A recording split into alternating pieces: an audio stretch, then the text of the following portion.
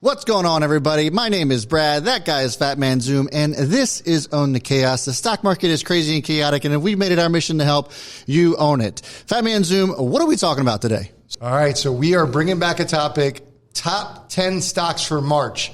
I have zero idea why we missed January and February, but the Chaos crew has spoken. They want to know what our top 10 stocks for March are. So we're going to give those 10, and we've actually broken them down 5 and 5. So the first 5 stocks are actually stay-at-home plays that we think are still going to do well in spite of the recovery. Yeah. And so check out that for opportunities. And then the second 5 are going to actually be recovery plays. If you saw our last video, we did the 5 recovery stocks. Right. We brought some new ones to the table that we think are going to do really well, obviously with the recovery going on. So why don't you go ahead and kick off the first one? Yeah, so the first one is going to be Roku, and it sounds crazy because it's just gone absolutely nuts. But in light of recent events at the end of February, tech is just taking a huge beating, and Roku is going to continue to crush it. The one thing that I love about Roku is that they are growing in spite of everything else that's been going on. Not only that, but they also take advantage of all of the streaming services and combine it into one. We saw in their latest earnings report that more than half of all new TV sales, smart TV sales, have Roku already installed in them. So that is just an unbelievable opportunity for them to be able to continue to grow, especially when everybody's just kind of leaving cable TV, satellite TV. It's becoming a thing of the past. Roku, with it being beat down here, right now it's about almost 30% from its highs. That's kind of crazy. So I think that this is going to be a really good opportunity for Roku. Yeah, and I think that for the people that are trying to figure out which streaming platform to go for, Roku's the best hedge. So I love that as number 1. What do you got for number 2? For number 2, we have Teladoc. And this is another one that I think, when we talk about some of the plays that might not be as in demand, because of the reopening and recovery and all that good stuff, Teladoc, to me, it was almost as if the pandemic allowed people to discover telehealth in general. I mean, how awesome is it going to be when, our kids or have kids, and then they're going to basically just be calling up the doctor and they do an appointment via, a virtual meeting. So, and not only that, but the way that doctors can communicate with their patients so much easier, all that stuff is just going to continue to grow in demand despite a pandemic. So in my opinion, this has been beaten down after some pretty awesome earnings and tons of upgrades. As of this recording, earnings were last night. So I think this is going to be just one to continue to grab a dip on. I like it a lot. Yeah, healthcare with the administration. Obviously, we're looking forward to that. And we love subscription-based model companies. Yeah. Subscription-based. Yeah. I can't speak. All right, so number 3, we have Zoom. And Zoom has been beaten down. We feel like there's huge upside for Zoom. And we don't believe that just because it's blown up over COVID, that when we reopen, anything's going to change. Yeah. I mean, the numbers were massive, like massive. When you look at the last 2 earnings, their growth, enterprise growth, 100,000 customers or 100,000 person companies or more, over 100% growth. Right. International growth, over 350% growth. I mean, this is insane. We'll talk about a company later that is looking at 50% growth, and we think that's a lot. Yeah. So when companies go back to work, we are seeing that nothing's really changing as far as remote perspective. That's going to take time. But also, there's no reason to get rid of Zoom. And they have such a lead on everybody else. We haven't even talked about Zoom for phone. We haven't even talked about their hardware. So those are a lot of opportunities that weren't built in last year. We're still excited about Zoom. And we think earnings are on Monday. We'll see how that goes in the response for that. But regardless, we think it's going to be a good March for Zoom. I mean, let's not forget, I've been speculating, and I think it probably happens sooner rather than later, about the S&P 500 inclusion and talking about how I would not want to be without shares of Zoom when or if that happens. And I think that the stronger consensus is a when. And I think it's probably in the first half of this year. So I like it a lot too. When zooming is a verb in your household, you got something. So I like that one a lot. What's next? Oh no, it's me. Yeah. It's going to be Snapchat. Snapchat, or Snap, ticker symbol SNAP, has just simply gone off. They came out in their investor meeting, a recent investor meeting, Investor Day, talked about how they expect to see 50% year-over-year growth over the next 5 years. And I think that is absolutely incredible. people fail to realize that just because tech has made such a strong move during the pandemic, they think that now that we're seeing a reopening and there's been obviously a scare with bond rates and stuff like that going up. I don't think that any of that matters. And I don't think that anybody should be afraid of tech. And Snapchat, in my opinion, helps the reopening as well, because you're going to have smaller businesses that are going to want to reopen. They're going to need digital, how do I want to say it? They're going to need digital help from companies like Snapchat, Facebook, Google. All those, I think, are going to do well. I like Snapchat a lot because we've talked about their AR technology and all that good stuff and the demographic they reach out to. I think there's tons of upside with Snapchat. In my opinion, I think we could see $100 stock out of Snap before the end of the year. Well, and I agree with that. And if you think about the space of social media, I don't know if we're bearish on anyone. Yeah. Because even recently, Twitter, actually today, as of this recording, Twitter just announced that they're going to double revenue by 2023. And so that was the one in the past we were least bullish on. Right. I think you just take the pick of the social media stock that you want. But Snap certainly is differentiating themselves. At number 5, I'm glad this is on the list because we haven't been putting in videos as much. That is Nvidia. We love Nvidia. I don't think people understand how much we love Nvidia. And that is the N in Fat Man Zoom, not Netflix. But the reason why I put it on this list and why I'm bullish about it, amongst other things, we talked about the semiconductor chip shortage. Yeah.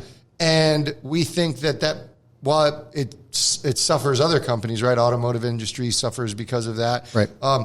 It helps these companies because they're going to try to ramp up. I think their ARM acquisition is going to help them as far as increasing capacity, if hopefully when that goes through. Yeah. And then on top of that, their exposure to autonomous driving, gaming's at all-time high. I don't see that slowing down after the recovery.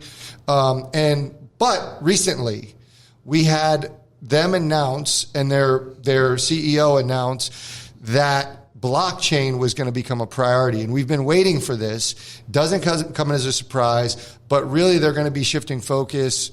I don't even want to say shifting, but adding a focus, which is Ethereum mining. You know, Ethereum's my favorite crypto. Yep. I think this is only the beginning of the story with Nvidia and crypto. And we've seen AMD. They just announced it as well. They're now separating their Ethereum mining revenue as a standalone item on their earnings. So I'm excited about Nvidia.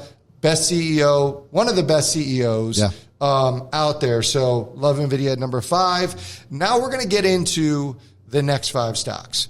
So one of the important messages that we have, that we've been telling our crew, we've been telling them that just because something has succeeded over the pandemic doesn't mean that it's not a reopening play. Yeah. So these stocks are ones that on the surface may be surprising to people because a lot of them are at highs. They actually benefit more from reopening. The first stock we have, which is stock number 6, is J&J. And this one is outside of that realm, but this actually provides the opportunity for us to reopen. J&J just got approval for emergency use authorization from the FCC. Nope. FDA. FDA. There we go. Jesus. There's so many of them. There's so many acronyms. Oh, man. FBI, okay. CIA. At number 6, we have J&J. And J&J allows all this to happen. So I've been really excited about J&J. It's taken them a little bit longer, but I think they just wanted to do it right. And the reason why I'm excited about them, they just got approval by the FDA for their vaccine for emergency use. So we should see it in the next couple weeks coming out. Yeah. We're already seeing the stock move, but what really needs to be pointed out is how big of a deal a single shot vaccine is. Yeah. Do you want to get a shot? First of all, nobody wants to get a shot, but do you want to wait another 28 days? No. To get your second shot? Absolutely. Right? Not. Right. Do you want to experience that misery? On top of that, the storage issue, where when we think about distribution of the vaccine, you only have to store it. It's around 34 degrees Fahrenheit for the J&J. So that's just refrigeration. For the other vaccines, Pfizer, Moderna, it's like negative 90 degrees. Yeah, we've always talked about how that was going to be an issue going into it. So you have to have it's freezers. Right. And so when you think about global distribution, that causes a huge problem and increased costs. So I'm hoping before the end of March, we actually see some numbers as far as doses distributed, and J&J should lead the way as far as that's concerned. We love the company in general, so that's number 6. Number 7 is Apple. And this is the best example of a stock that's ran. Yep. But for us, we think that reopening benefits it even more. Listen, Apple, you think about Nike, they've benefited from e-commerce, but the reality is their in-store experience is just as important, just as good. Right. And so when Apple's stores open, that benefits them. That should provide a boost. And for a physical product company, you want that. They have some of the best retail experiences there are. So yes, they just had their iPhone upcycle. They've seen great e-commerce sales. But to me, this is fuel on the fire when we reopen. We love Apple. It's beaten down. Target recently announced the partnership with Apple where they're going to have mini Apple stores. So by all accounts, I really like where Apple's going, and stay tuned for potentially EV news. It's so funny how, people look at Apple as like an unsexy stock when all it does is go up. Yeah. And then you buy the dip and it goes up some more. So, I think so too. It coming down from $145 all the way down to $120 as of this recording, in my opinion, is just an absolute steal. This has had a weird trajectory after their split, but it still has been up. So it's just buy the dip on this thing, people. My next one, we had like a rash of yours. Well, so my next one is going to be Penn. And really just gaming in general. But we love Penn National because of the leverage that they have with Barstool Sports and their Barstool Bets app. It's exploding. It's done extremely well in Pennsylvania. It's done extremely well in Michigan. They're getting ready to open up in other states as well. But the thing for me that adds on top of this is the brick and mortar side of their business. People have kind of acclimated themselves to Penn National and Barstool and kind of have forgotten about the regional casinos that they have all over the place. So the fact is that they're going to be reopening those casinos. This continues to just add value on top of all of the Barstool stuff. I love Penn National. We've loved it around 110, 115. I think if you get a good opportunity to grab some up around that area, then you're going to be in good shape. Well, and also Barstool adds legitimacy, but beyond that, a little bit of sexiness. Yeah. And I think everybody's excited for the Barstool Sportsbook. They already launched the one in Michigan, but you're going to see more of those. Yep. We may actually get one in Maryland. That's the word. I think those are going to be awesome for the brick and mortar to drive people there. I do too, 100%. Next for me is going to be Disney. And I know that we've kind of talked about this one already, but the thing of it is, and I just want to hammer home, Disney is going to continue to just explode. Everywhere I look, people are really excited about the fact that Disney's going to be opening up, and Disney came out and said themselves that the safety procedures that they had in place just for the small capacity visitors that they've had have been more than accommodating. Nobody's really complained or had issues with following the rules, so to speak. So when they comes to opening them back up, full force, it's going to be huge. The parks were 40% of Disney's revenue, 40%. And then you add that on top of the fact of their Disney Plus streaming platform, how fast that's growing. I think we've talked about this, that it could potentially pass Netflix in subscribers over the next 18 months to 2 years. And I think that you pair that along with 40% of their revenue returning, and it's just going to continue to blow up. $200 a share, just crossed over that yesterday as of this recording, and I think that $200 is going to be laughable probably towards the end of the year.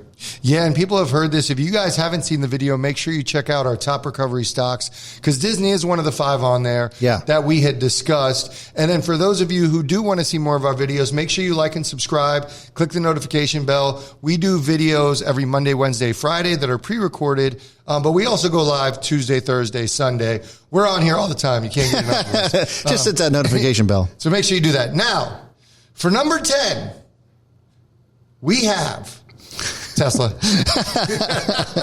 Tesla. Yep. Listen. Right. We could try to come up with something creative, but the reality is this. Tesla's a monster. We've told you a ton of reasons, but what I want to focus on is the infrastructure that they're building.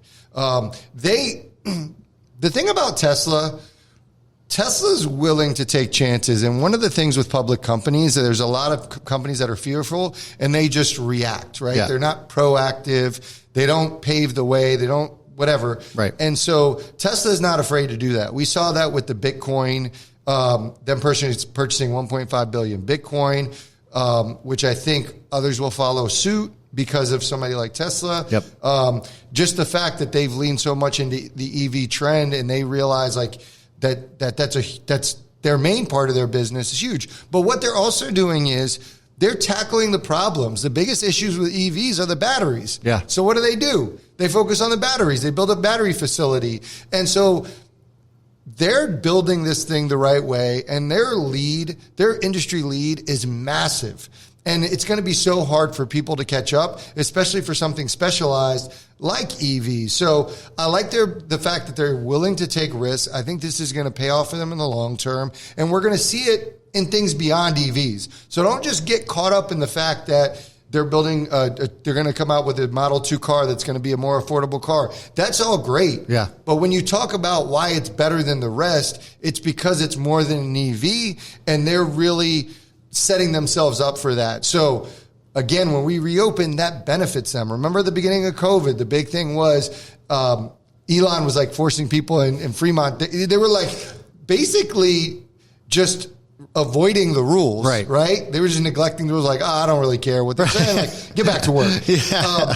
But the reality is, like, when we reopen, it's better for the company. Yes. And just getting people on the road simply is better for the company as well. So Tesla has been beaten down. This should be, for all of you who just think that Tesla only goes up, this should be an awakening. Yeah. Be patient with this stock. We talked about volatility of this stock both ways, but although it's not working in our favor now, sitting below 700, I don't think that it's sitting below 700 by the end of March. Yeah, I mean, the fact of the matter is, and it goes with all of these tech stocks, that, and we've talked about this, you and I have talked about this before, of the way that they've been able to thrive through the pandemic, that just adds to the bullish case on the reopening. And so I think that grabbing a dip on these makes a ton of sense. I wouldn't worry about inflation. I wouldn't worry about the bond yields, none of that good stuff. Just buy the F and dip on these things. And I think that you'll be handsomely rewarded on really all of these. Yeah, absolutely. And the thing when you really think about Tesla, the rest of the industry, let's be real. If Tesla did not exist, GM, Ford, none of these companies would be doing well through the pandemic. They would get their ass handed to them. Yeah, and absolutely. It's because of Tesla, it's pulled the whole industry along. Absolutely. I couldn't agree more. Well, that's going to do it for us, guys. Thanks so much for tuning in. As always, make sure you're hitting that subscribe button and the thumbs up if you guys got value out of today's video. And make sure to check out the Chaos Crew. You get daily watch lists from us, as well as access to our portfolio just by hitting join next to subscribe and becoming a member of the channel. We'd love to have you guys as a part of the crew. That's going to do it for me, Fat Man Zoom. Bye. Peace. Bye.